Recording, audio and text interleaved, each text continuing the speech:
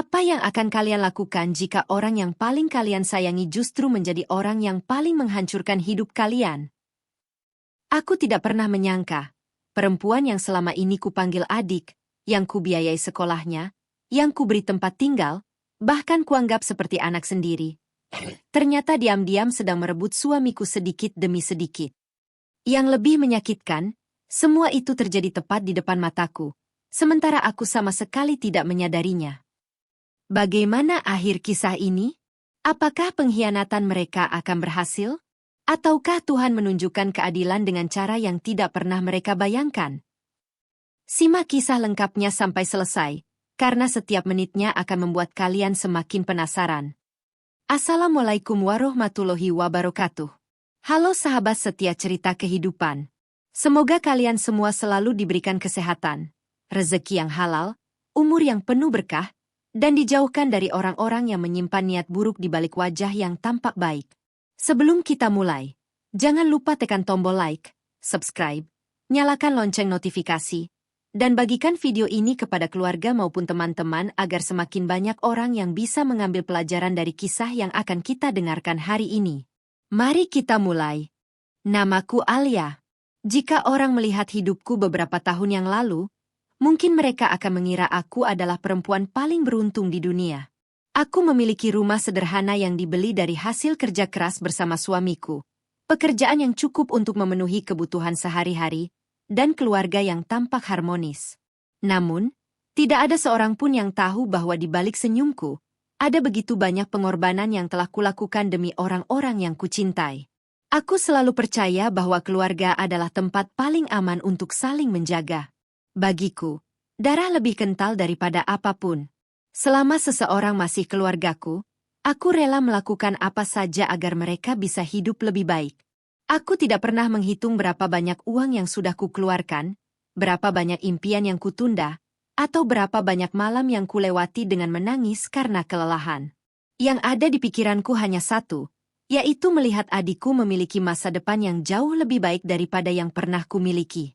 Aku tidak pernah membayangkan bahwa keyakinan itulah yang suatu hari nanti justru akan menjadi alasan terbesar mengapa hidupku hancur berkeping-keping. Aku memiliki seorang adik perempuan bernama Rani yang usianya terpaut 8 tahun dariku. Sejak kecil, aku sudah terbiasa menjaganya. Saat ibu memasak, akulah yang menyuapi Rani. Saat ayah bekerja hingga malam, akulah yang menggendongnya agar ia bisa tidur dengan tenang. Kami tumbuh dalam keluarga sederhana di sebuah desa kecil. Ayah hanyalah buruh bangunan, sedangkan ibu menjahit pakaian tetangga untuk menambah penghasilan. Hidup kami tidak pernah bergelimang harta, tetapi rumah kecil itu selalu dipenuhi canda dan kasih sayang. Aku masih ingat bagaimana ayah sering berkata bahwa keluarga yang saling menyayangi akan selalu menemukan jalan keluar dari setiap kesulitan. Kalimat itu tertanam begitu dalam di hatiku hingga aku dewasa. Aku benar-benar percaya bahwa selama kami tetap bersama, tidak ada badai yang mampu memisahkan kami. Namun, kehidupan tidak selalu berjalan sesuai harapan. Saat aku baru lulus kuliah dan mulai bekerja di sebuah perusahaan administrasi di kota, ayah mengalami kecelakaan kerja yang merenggut nyawanya. Dunia kami seolah runtuh dalam sekejap. Ibu yang selama ini bergantung pada ayah mendadak kehilangan semangat hidup. Penghasilanku yang tidak seberapa harus digunakan untuk membayar utang rumah sakit, biaya pemakaman, sekaligus kebutuhan sehari-hari. Aku masih ingat malam-malam ketika aku duduk sendirian di teras rumah sambil menatap langit yang gelap, bertanya kepada Tuhan mengapa cobaan datang begitu cepat. Di dalam rumah, Rani yang saat itu masih duduk di bangku sekolah menengah menangis hampir setiap malam memanggil nama ayah. Sebagai kakak, aku tidak memiliki pilihan selain menjadi kuat. Aku menyembunyikan air mataku agar Rani percaya bahwa semuanya akan baik-baik saja, meskipun sebenarnya aku sendiri tidak tahu bagaimana caranya. Belum sempat luka itu mengering, cobaan kembali datang. 2 tahun setelah ayah meninggal, ibu jatuh sakit. Dokter mengatakan penyakitnya sudah cukup parah dan membutuhkan pengobatan yang tidak murah. Aku bekerja lembur hampir setiap hari, menerima pekerjaan tambahan di akhir pekan, bahkan menjual perhiasan peninggalan nenek demi membayar biaya pengobatan. Sayangnya, Tuhan memiliki rencana lain.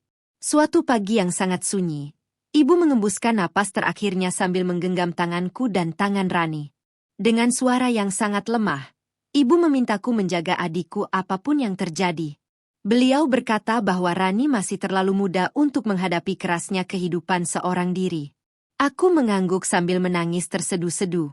Saat itu aku berjanji, bukan hanya kepada ibu, tetapi juga kepada diriku sendiri, bahwa selama aku masih hidup, Rani tidak akan pernah merasa sendirian. Sejak hari itu, kehidupanku berubah total. Aku bukan lagi sekadar seorang kakak. Aku menjadi ibu, ayah, sekaligus pelindung bagi Rani. Semua kebutuhan sekolahnya menjadi tanggung jawabku. Aku memastikan ia memiliki seragam yang layak, buku pelajaran yang lengkap, uang saku yang cukup, bahkan sesekali kubelikan hadiah kecil agar ia tetap semangat belajar.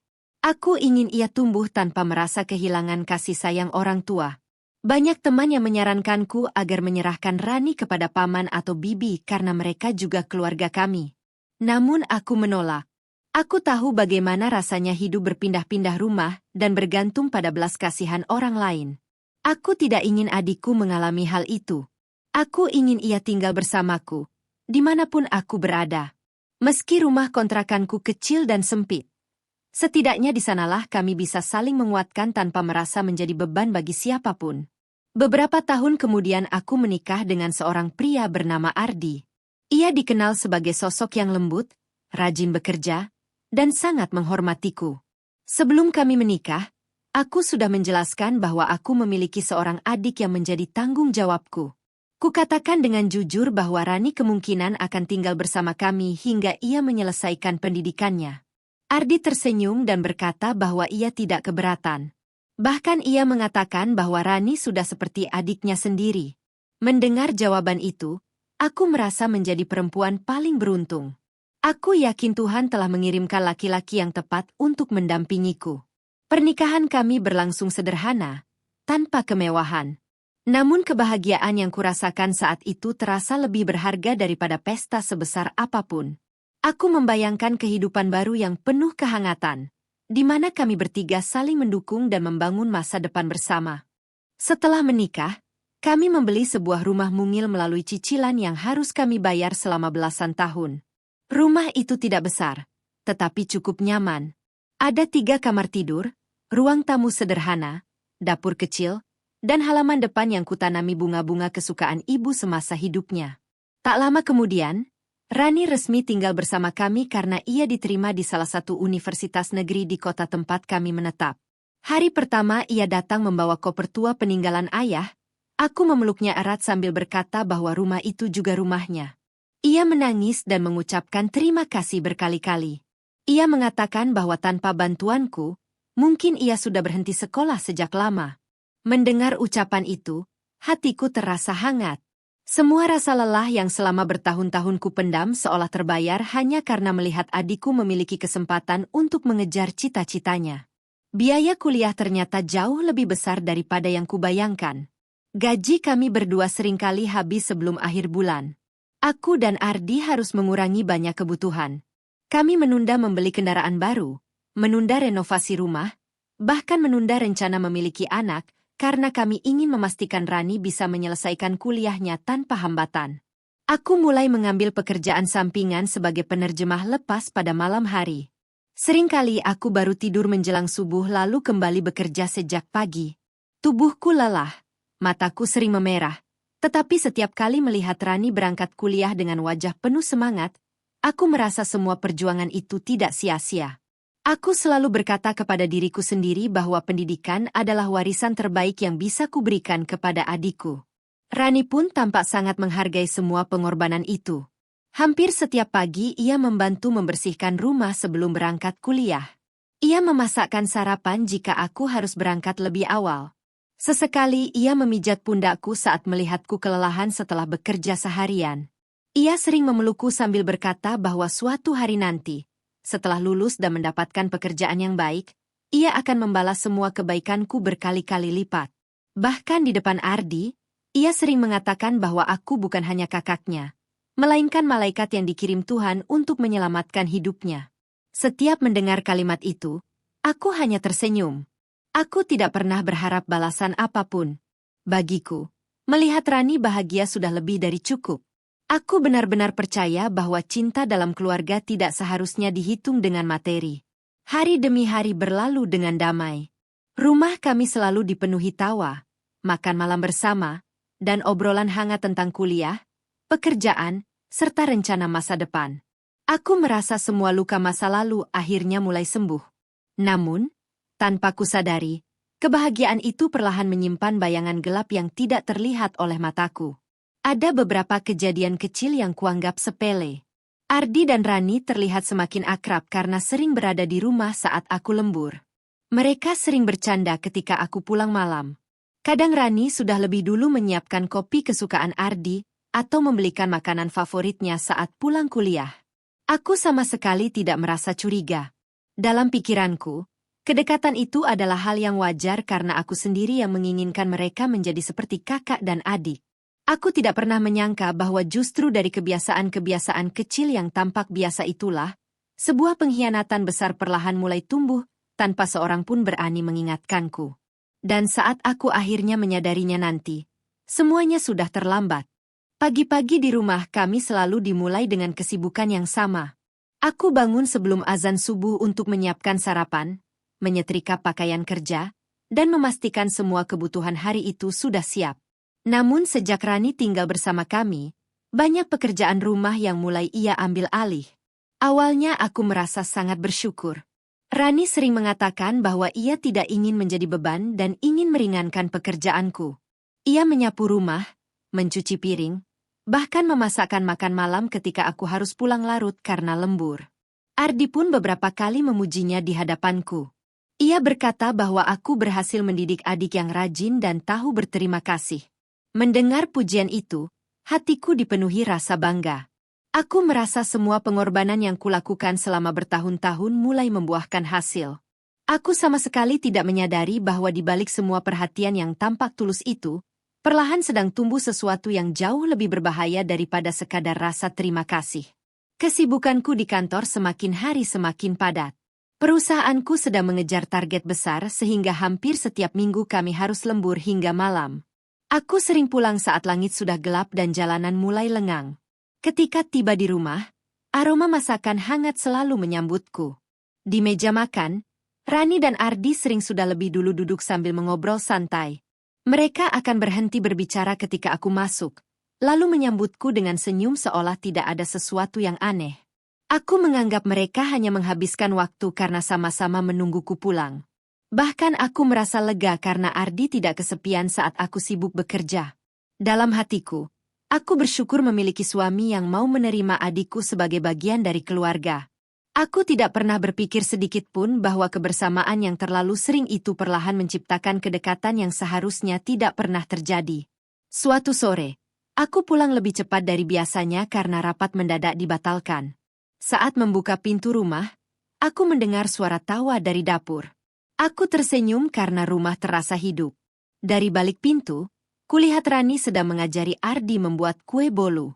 Wajah mereka dipenuhi tepung, lalu mereka saling tertawa ketika adonan mengenai pakaian masing-masing. Saat melihatku datang, keduanya tampak sedikit terkejut. Rani buru-buru mengambil tisu untuk membersihkan wajah Ardi, lalu menghentikan tangannya ketika sadar aku sedang memperhatikan mereka. Ia tertawa canggung sambil berkata bahwa mereka hanya iseng mencoba resep dari internet. Aku ikut tertawa dan sama sekali tidak merasa ada yang salah. Bahkan malam itu aku memuji hasil kue mereka sambil berkata bahwa rumah kami terasa semakin hangat sejak Rani tinggal bersama kami. Andai saja saat itu aku lebih peka terhadap perubahan ekspresi mereka, mungkin jalan hidupku tidak akan berubah seburuk yang akhirnya terjadi. Hari-hari berikutnya, aku mulai melihat kebiasaan baru yang perlahan menjadi rutinitas. Rani selalu tahu makanan favorit Ardi tanpa perlu bertanya kepadaku. Jika Ardi pulang dalam keadaan lelah, segelas teh hangat sudah tersedia di meja sebelum ia sempat meminta. Jika hujan turun, Rani sudah menyiapkan handuk untuknya. Aku menganggap semua itu sebagai bentuk rasa hormat kepada kakak iparnya. Bahkan beberapa kali aku berkata kepada teman-temanku bahwa aku sangat beruntung memiliki adik yang begitu perhatian kepada keluarga. Mereka tersenyum, Tetapi salah seorang teman sempat berkata pelan agar aku tetap berhati-hati karena tidak semua kedekatan selalu berakhir baik. Aku hanya tertawa dan menjawab bahwa mereka terlalu banyak menonton sinetron. Bagiku, Rani adalah adikku sendiri. Tidak mungkin ia mengkhianatiku. Kalimat itu terus kuulang di dalam hati setiap kali ada orang yang mencoba mengingatkanku. Perubahan lain yang tidak kusadari adalah penampilan Rani. Dulu ia lebih sering mengenakan kaos longgar dan celana rumah yang sederhana. Namun setelah memasuki tahun terakhir kuliahnya, ia mulai lebih memperhatikan cara berpakaian. Ia membeli beberapa pakaian baru dengan model yang lebih modis, menggunakan parfum yang harum, dan mulai belajar merias wajah. Ketika kutanya alasannya, ia hanya tersenyum sambil berkata bahwa sebentar lagi ia akan mencari pekerjaan sehingga harus mulai belajar tampil percaya diri. Penjelasan itu terdengar sangat masuk akal sehingga aku tidak pernah mempertanyakannya lagi. Bahkan aku ikut menemaninya membeli beberapa pakaian sebagai hadiah ulang tahun. Aku sama sekali tidak menyadari bahwa setiap kali aku berangkat kerja, Rani sering berdandan rapi meskipun hanya berada di rumah bersama Ardi yang bekerja dari rumah beberapa hari dalam seminggu. Suatu malam saat kami sedang makan bersama, telepon Ardi berdering. Ia buru-buru mengambil ponselnya sebelum sempat kulihat siapa yang menghubungi. Wajahnya terlihat sedikit gugup, tetapi ia segera tersenyum dan mengatakan bahwa itu hanya pesan dari rekan kerja. Aku mengangguk tanpa curiga. Beberapa menit kemudian, kulihat Rani menundukkan kepala sambil tersenyum kecil ke arah ponselnya sendiri. Saat itu aku hanya menganggap mereka sedang menerima kabar baik masing-masing. Aku bahkan tidak berpikir untuk menghubungkan dua kejadian itu. Kepercayaanku kepada mereka begitu besar hingga pikiranku menolak melihat kemungkinan buruk sekecil apapun. Bagiku, keluarga adalah tempat terakhir yang akan menyakitiku. Betapa naifnya diriku saat itu. Beberapa tetangga mulai mengenal Rani karena ia sering membantu kegiatan di lingkungan sekitar. Ia ramah, murah senyum, dan mudah bergaul sehingga banyak orang menyukainya. Namun suatu sore ketika aku sedang menyiram tanaman di depan rumah, seorang tetangga yang lebih tua menghampiriku. Dengan wajah hati-hati ia bertanya apakah aku tidak keberatan jika Rani sering pergi bersama Ardi membeli kebutuhan rumah. Aku langsung menjawab bahwa tentu saja tidak, karena mereka memang sering membantuku ketika aku sibuk bekerja. Tetanggaku hanya mengangguk pelan, lalu berkata agar aku tidak salah paham karena ia hanya ingin mengingatkan bahwa menjaga batas dalam hubungan keluarga tetap penting. Aku tersenyum sopan. Tetapi dalam hati aku merasa sedikit tersinggung. Aku mengira beliau terlalu mudah berprasangka buruk. Aku bahkan pulang ke rumah sambil berpikir bahwa orang-orang memang senang mencari-cari kesalahan orang lain. Sejak percakapan itu, sebenarnya ada sedikit rasa penasaran yang mulai muncul dalam diriku.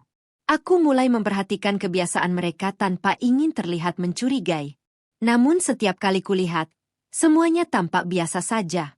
Mereka berbicara sewajarnya, tertawa sewajarnya, dan tidak pernah menunjukkan sesuatu yang berlebihan di hadapanku. Bahkan Rani tetap memanggil Ardi dengan sebutan Kak Ardi yang terdengar penuh hormat. Hal itulah yang membuat semua kecurigaanku hilang secepat datangnya. Aku merasa bersalah karena sempat memikirkan hal-hal buruk tentang adikku sendiri. Malam itu aku bahkan meminta maaf kepada Rani dalam hati karena telah membiarkan pikiranku dipengaruhi omongan orang lain.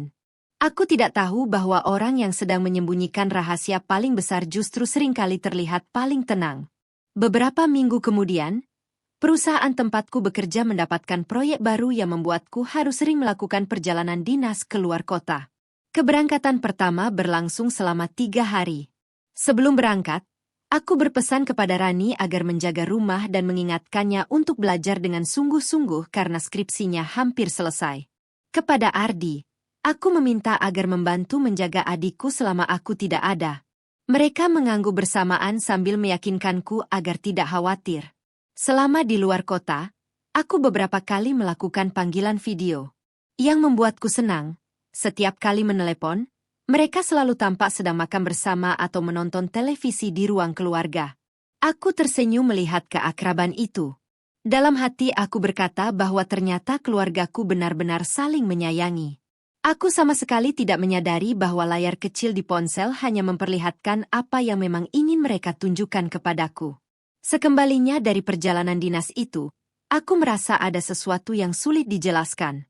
Bukan karena melihat bukti atau mendengar pengakuan, melainkan karena naluriku sebagai seorang istri mulai menangkap perubahan yang sangat halus. Ardi terlihat lebih sering tersenyum ketika membaca pesan di ponselnya. Rani pun tampak lebih ceria daripada biasanya. Kadang ketika aku memasuki ruangan, percakapan mereka langsung terhenti sejenak sebelum kembali berjalan seperti biasa. Berkali-kali aku mencoba mengabaikan perasaan aneh itu dengan mengatakan pada diriku sendiri bahwa aku hanya terlalu lelah bekerja. Namun jauh di lubuk hati, ada suara kecil yang terus berbisik bahwa sesuatu sedang berubah di dalam rumah yang selama ini kuanggap sebagai tempat paling aman. Aku belum memiliki bukti apapun. Aku bahkan masih berusaha mempercayai mereka sepenuhnya. Tetapi aku tidak tahu bahwa badai besar itu sebenarnya sudah berdiri tepat di depan pintu rumahku.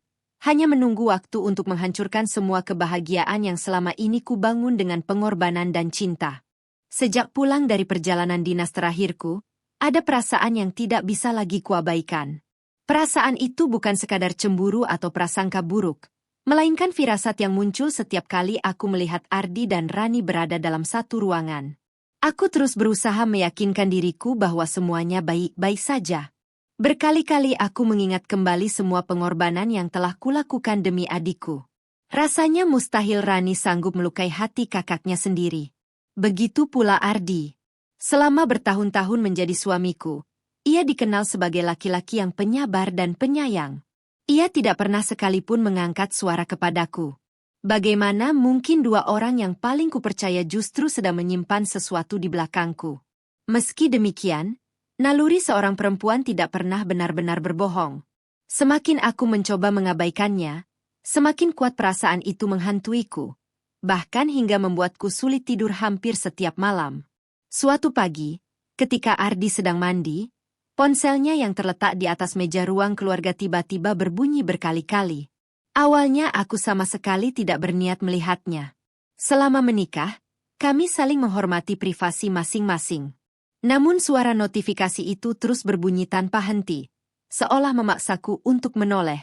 Layar ponsel menyala dan menampilkan sebuah pesan singkat yang hanya sempat kulihat beberapa detik sebelum layar kembali terkunci. Di sana tertulis, "Hati-hati ya, nanti Kak Alia curiga." Pesan itu tidak menampilkan nama pengirim karena hanya berupa notifikasi singkat. Dadaku langsung berdebar sangat kencang.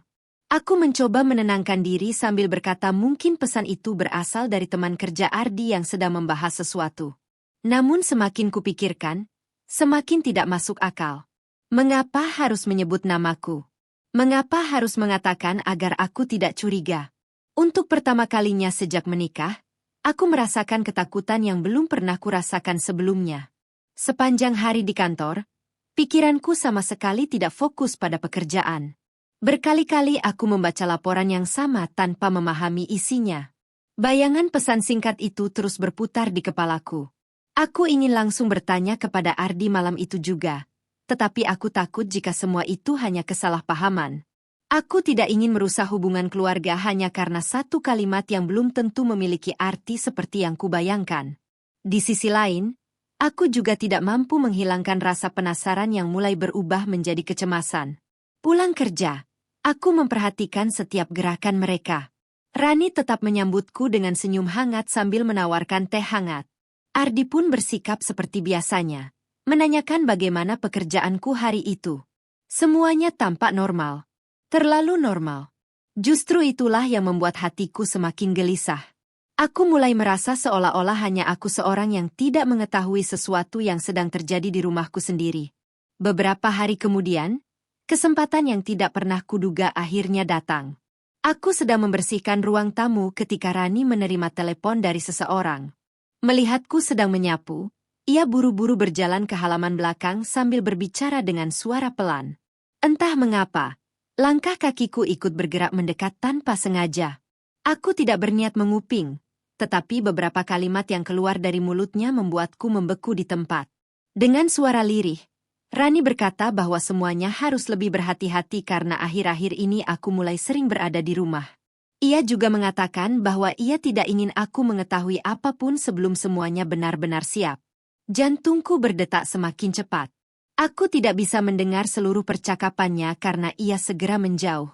Saat ia kembali masuk ke rumah, wajahnya terlihat tenang seolah tidak terjadi apa-apa.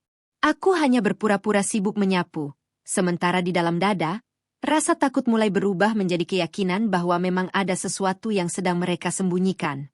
Malam itu aku tidak bisa memejamkan mata. Saat Ardi tertidur lelap di sampingku, aku terus menatap langit-langit kamar.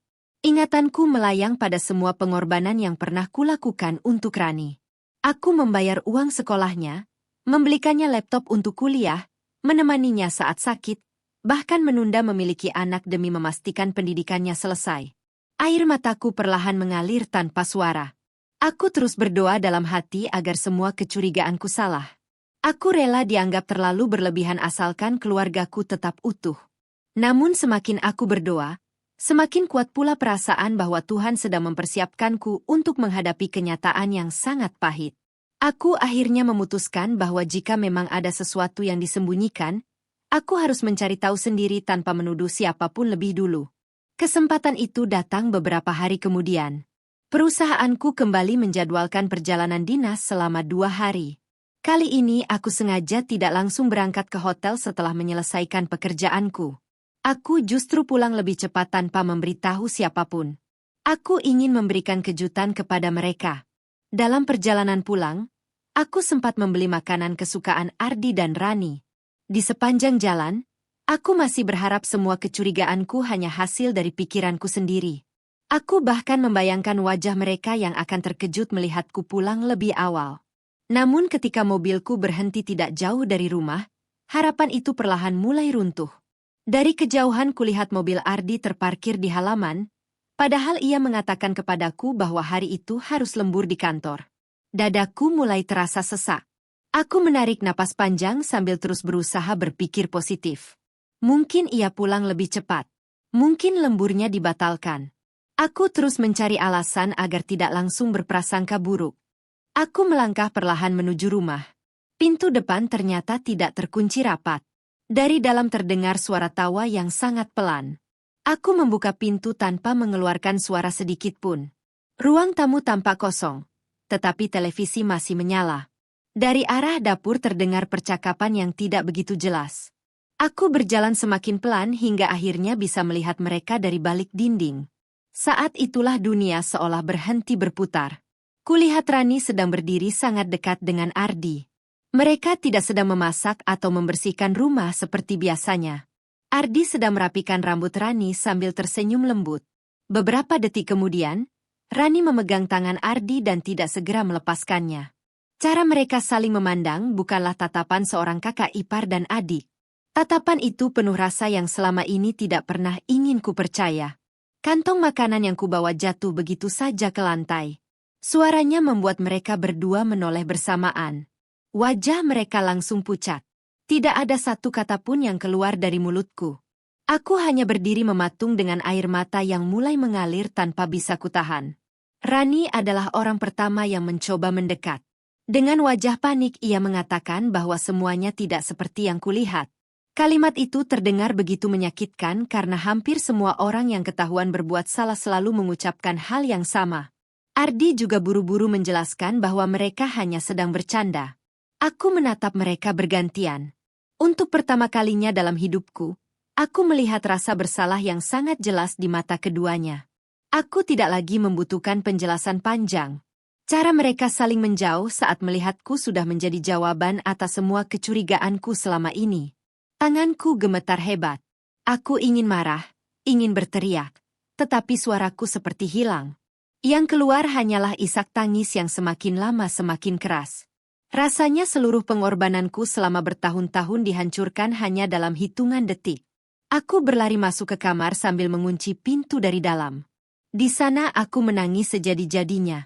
Aku memandangi foto keluarga kecil kami yang terpajang di meja. Dalam foto itu, kami bertiga tersenyum begitu bahagia.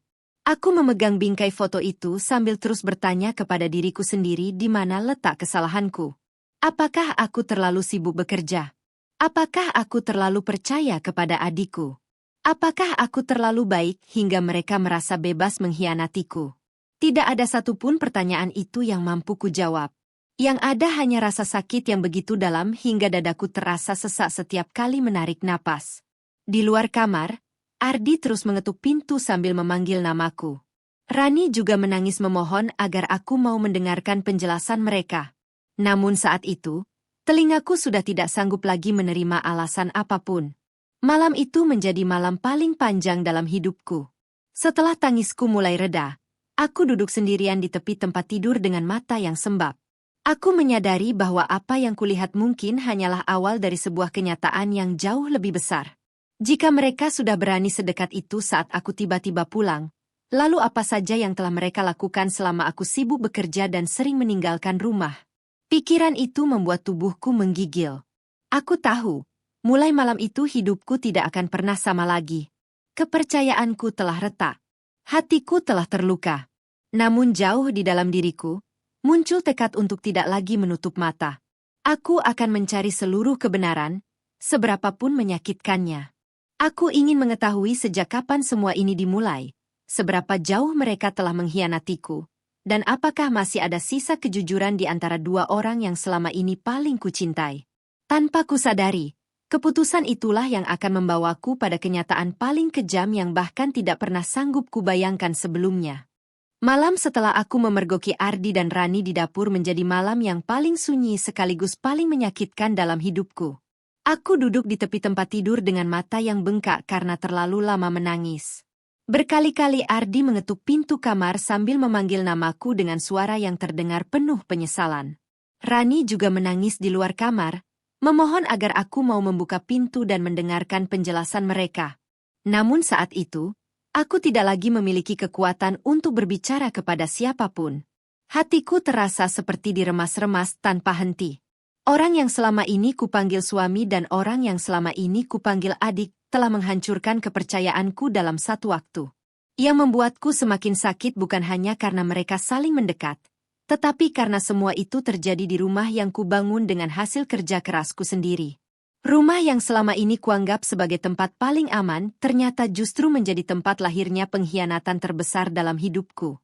Menjelang tengah malam, akhirnya aku membuka pintu kamar. Wajah Ardi tampak pucat dan matanya merah. Di sampingnya, Rani terus menangis sambil menundukkan kepala. Untuk beberapa saat tidak ada seorang pun yang berani berbicara. Aku hanya menatap mereka bergantian dengan perasaan yang sudah begitu lelah hingga air mata pun hampir tidak sanggup lagi keluar. Akhirnya aku memecah keheningan dengan satu pertanyaan yang sangat sederhana, tetapi terasa begitu berat. Aku bertanya sejak kapan hubungan mereka berubah menjadi seperti itu. Pertanyaan itu membuat keduanya saling berpandangan. Tidak ada yang langsung menjawab. Keheningan itu justru menjadi jawaban yang lebih menyakitkan daripada kata-kata. Aku kembali bertanya dengan suara yang mulai bergetar. Apakah semua yang kulihat hari ini hanyalah awal atau sebenarnya sudah berlangsung lama? Rani semakin terisak, sementara Ardi menutup wajahnya dengan kedua tangan. Saat itulah aku mulai menyadari bahwa kebenaran yang akan kudengar mungkin jauh lebih kejam daripada apa yang sempat kulihat dengan mata kepalaku sendiri. Setelah menarik napas panjang, Ardi akhirnya berbicara. Dengan suara yang pelan ia mengaku bahwa kedekatan mereka tidak terjadi secara tiba-tiba. Semuanya berawal ketika aku semakin sering lembur dan melakukan perjalanan dinas. Mereka yang sama-sama berada di rumah mulai sering mengobrol, makan bersama, dan berbagi cerita. Awalnya hanya sekadar mengisi waktu. Namun tanpa mereka sadari, rasa nyaman itu perlahan berubah menjadi sesuatu yang tidak seharusnya. Ardi berkali-kali mengatakan bahwa ia sudah berusaha menjaga jarak, tetapi semuanya terlambat karena perasaan itu terlanjur tumbuh. Setiap kalimat yang keluar dari mulutnya terasa seperti pisau yang menusuk dadaku sedikit demi sedikit.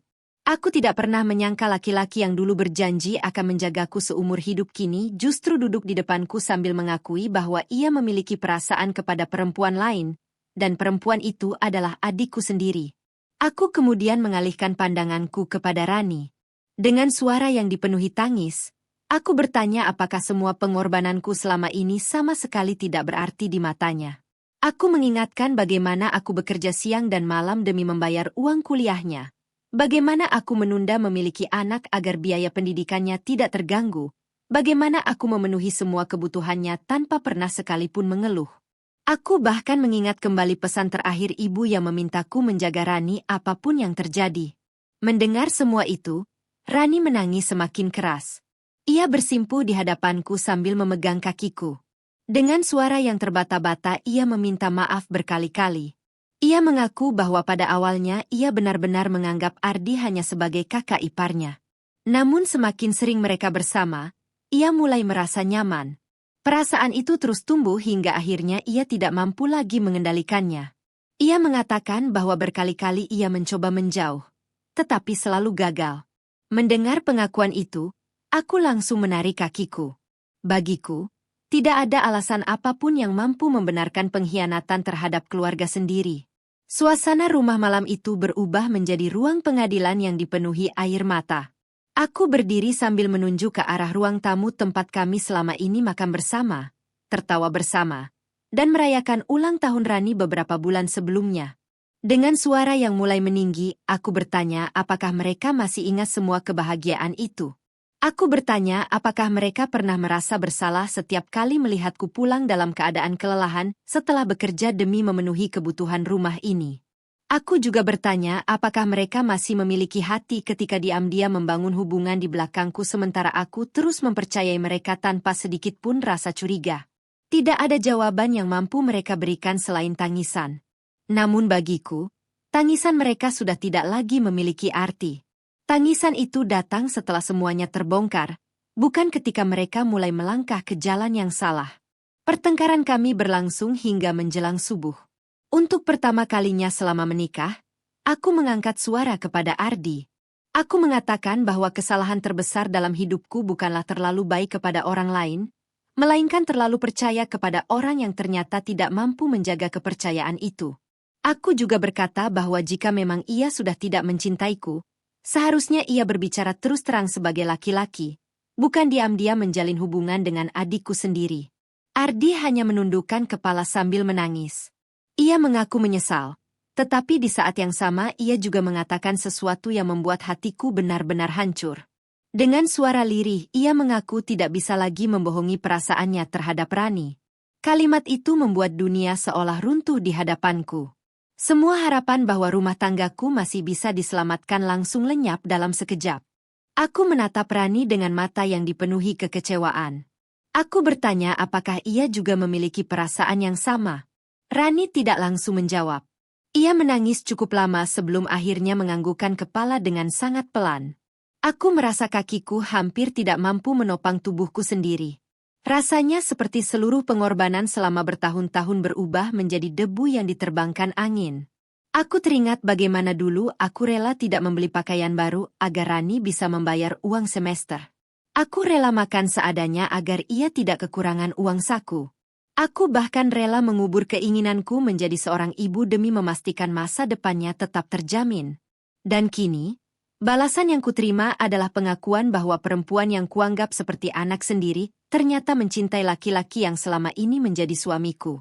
Tidak ada rasa sakit yang lebih besar daripada dikhianati oleh dua orang yang paling kita percaya. Pagi harinya, setelah salat subuh, aku mengambil sebuah koper besar dari lemari. Dengan tangan yang masih gemetar, aku mulai mengemasi pakaian Ardi. Ia hanya berdiri memandangiku tanpa berani menghentikan. Setelah koper itu penuh, aku meletakkannya di depan pintu rumah. Aku mengatakan bahwa mulai hari itu ia bukan lagi bagian dari rumah ini. Aku juga meminta Rani mengemasi seluruh barang-barangnya. Mendengar perkataanku, Rani kembali memohon sambil memeluk kakiku. Ia berkata bahwa ia siap pergi asalkan aku mau memaafkannya. Aku menarik napas panjang sambil menahan tangis. Aku mengatakan bahwa memaafkan mungkin suatu hari nanti bisa kulakukan. Tetapi melupakan apa yang mereka lakukan adalah sesuatu yang tidak akan pernah bisa terjadi. Aku tidak mungkin tinggal serumah dengan dua orang yang telah menghancurkan kepercayaanku sedemikian rupa. Dengan langkah yang sangat berat, Rani akhirnya masuk ke kamarnya dan mulai memasukkan semua barangnya ke dalam koper yang dulu kubelikan saat ia pertama kali masuk kuliah.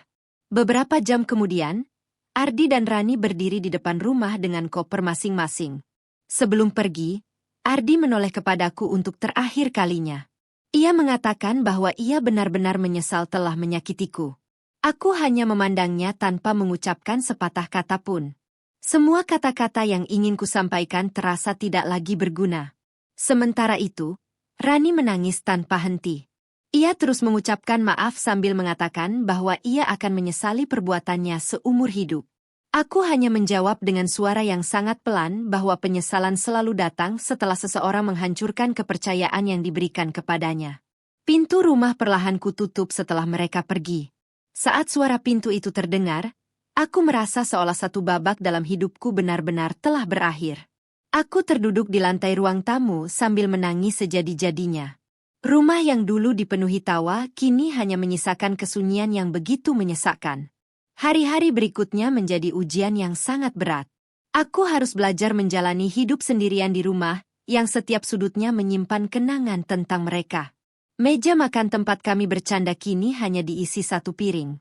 Ruang keluarga yang dulu ramai kini terasa begitu sunyi. Berkali-kali aku hampir menyerah karena rasa sakit itu begitu besar.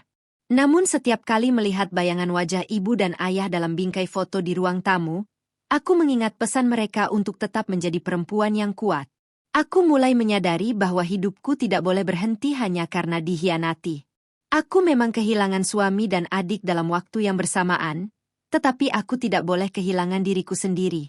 Dengan air mata yang masih sering jatuh setiap malam, aku berjanji kepada diriku bahwa suatu hari nanti aku akan bangkit dari luka ini. Aku akan membuktikan bahwa pengkhianatan mereka mungkin berhasil menghancurkan rumah tanggaku, tetapi tidak akan pernah berhasil menghancurkan harga diriku sebagai seorang perempuan yang telah berjuang dengan tulus selama bertahun-tahun.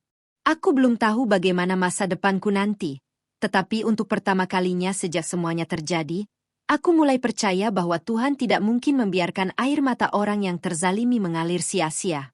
Dan tanpa kusadari, keadilan itu ternyata sedang berjalan perlahan menuju kehidupan mereka.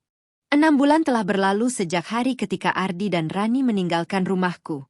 Waktu memang tidak mampu menghapus luka yang mereka tinggalkan, tetapi perlahan-lahan waktu mengajarkanku cara hidup berdampingan dengan rasa sakit itu.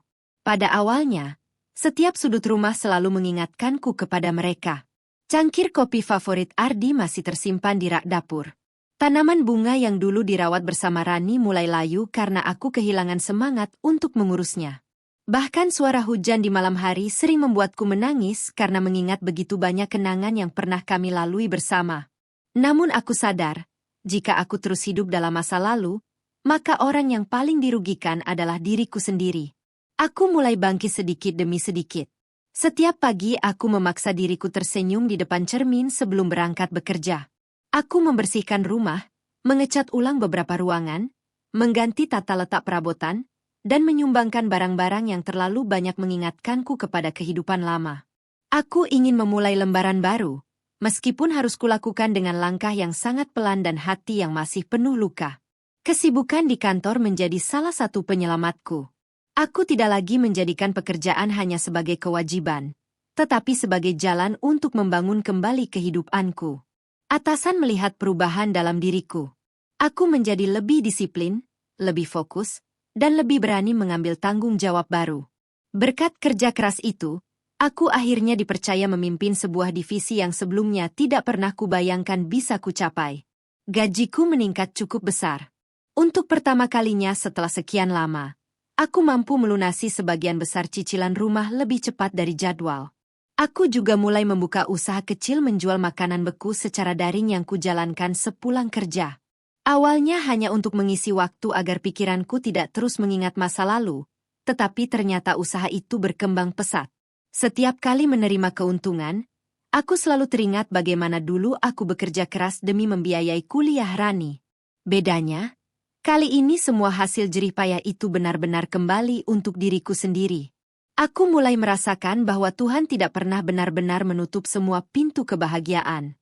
Ketika satu pintu ditutup karena pengkhianatan, Tuhan diam-diam membuka pintu lain yang tidak pernah kusangka.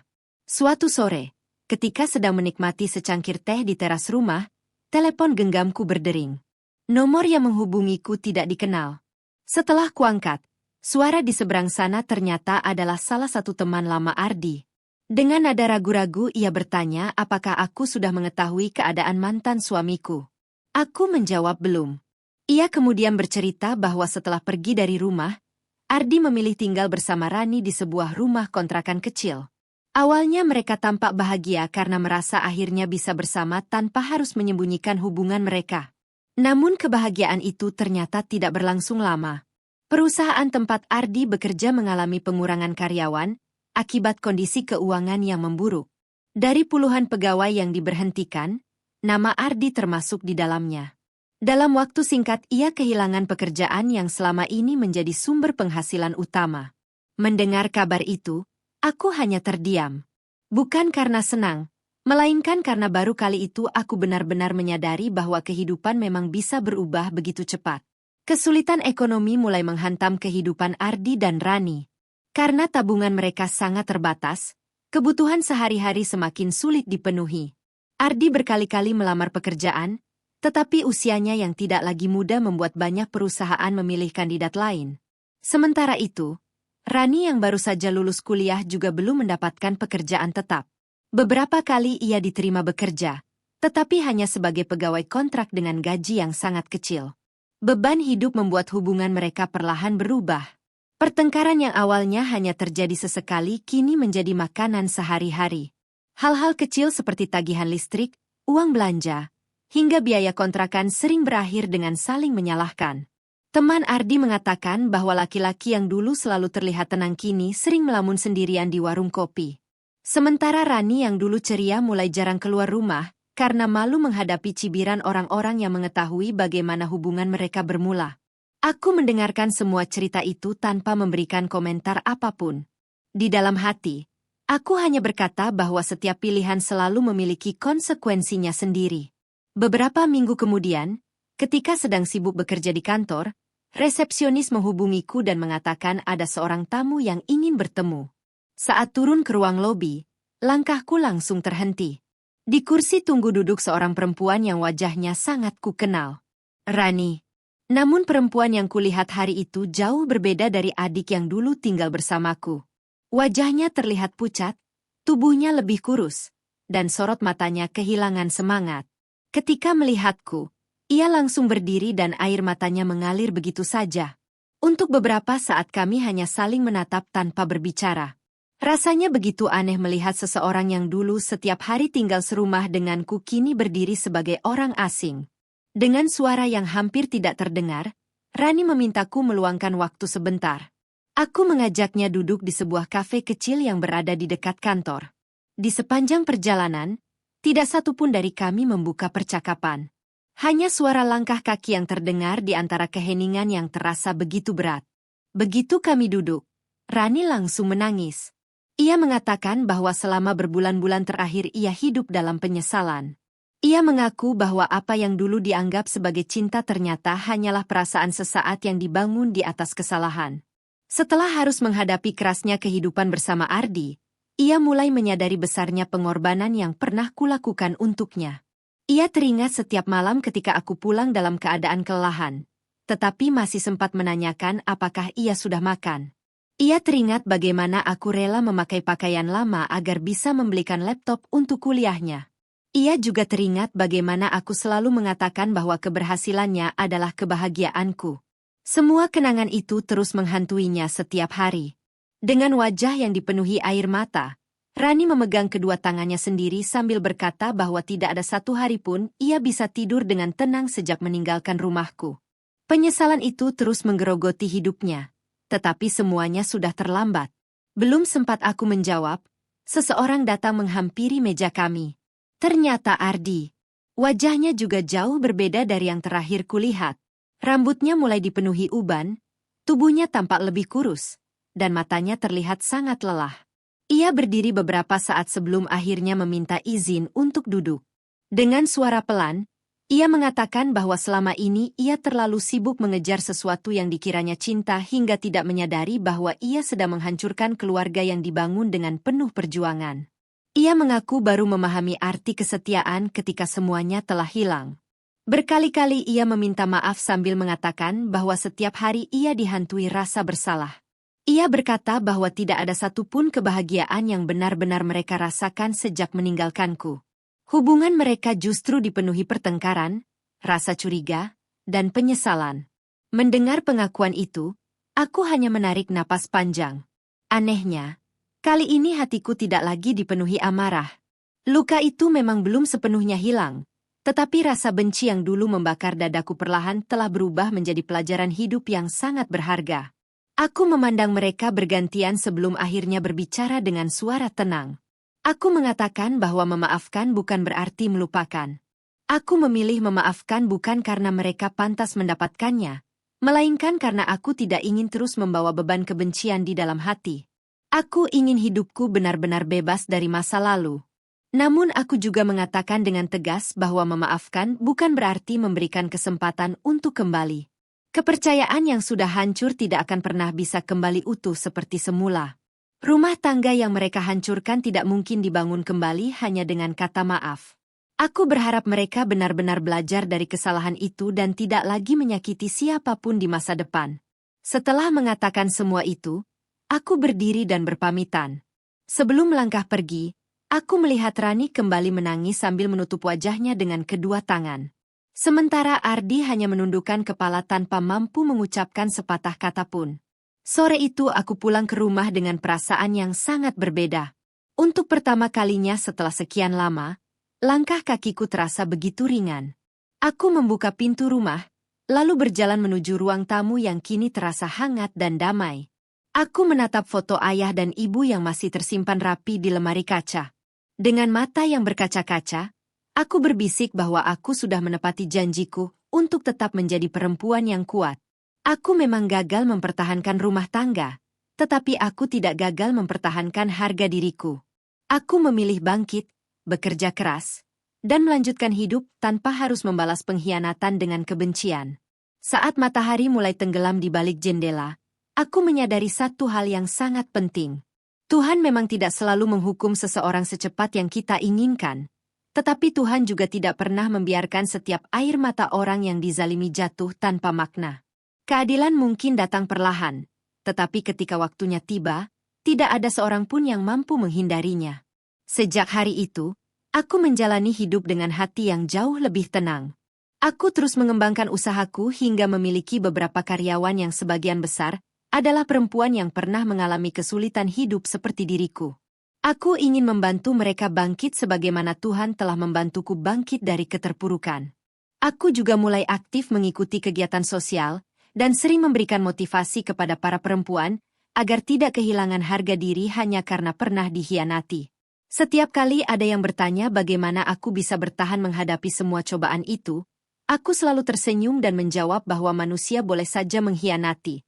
Tetapi Tuhan tidak pernah sekalipun meninggalkan hamba-Nya yang tetap bersabar dan berusaha. Dari semua luka yang pernah kualami, aku akhirnya belajar bahwa keluarga bukan hanya tentang hubungan darah, melainkan tentang kesetiaan, kejujuran, dan saling menjaga kepercayaan. Pengkhianatan memang pernah meruntuhkan hidupku, tetapi justru dari reruntuhan itulah Tuhan membangun kehidupan baru yang jauh lebih kuat, lebih bermakna, dan lebih penuh rasa syukur. Itulah sebabnya, hingga hari ini aku tidak lagi menangisi masa lalu. Aku memilih mensyukuri masa depan yang telah Tuhan siapkan, karena pada akhirnya kebaikan tidak pernah benar-benar kalah. Cepat atau lambat, setiap perbuatan akan kembali kepada pemiliknya, dan setiap hati yang terluka akan menemukan jalan menuju kebahagiaannya sendiri. Sahabat cerita kehidupan. Tidak semua orang yang kita bantu akan membalas dengan kebaikan. Ada yang membalas dengan rasa syukur, namun ada pula yang membalas dengan pengkhianatan. Kebaikan memang tidak selalu dibalas oleh manusia, tetapi percayalah, Tuhan tidak pernah lupa mencatat setiap pengorbanan yang dilakukan dengan hati yang tulus. Jangan sampai rasa sayang membuat kita mengabaikan batasan. Sebaik apapun hubungan keluarga, tetaplah menjaga adab, kepercayaan, dan batas yang sehat di dalam rumah tangga. Pengkhianatan mungkin mampu menghancurkan hati untuk sementara, tetapi tidak akan mampu menghancurkan masa depan seseorang yang memilih bangkit, memperbaiki diri, dan tetap berjalan di jalan yang benar. Semoga kisah ini menjadi pengingat bahwa kejujuran, kesetiaan, dan rasa syukur adalah fondasi yang menjaga sebuah keluarga tetap utuh. Terima kasih sudah menyaksikan kisah hari ini sampai selesai. Jika cerita ini memberikan pelajaran atau menyentuh hati kalian, jangan lupa dukung channel Cerita Kehidupan dengan menekan tombol like, subscribe, Dan bagikan video ini kepada orang-orang terdekat agar semakin banyak yang dapat mengambil hikmah dari setiap cerita yang kami hadirkan. Silakan tuliskan pendapat kalian di kolom komentar. Apa yang akan kalian lakukan jika berada di posisi tokoh utama? Semoga kita semua selalu dijauhkan dari pengkhianatan, dipertemukan dengan orang-orang yang tulus, dan diberikan keluarga yang saling menjaga hingga akhir hayat. Wassalamualaikum warahmatullahi wabarakatuh. Sampai jumpa di kisah penuh hikmah berikutnya, hanya di channel Cerita Kehidupan.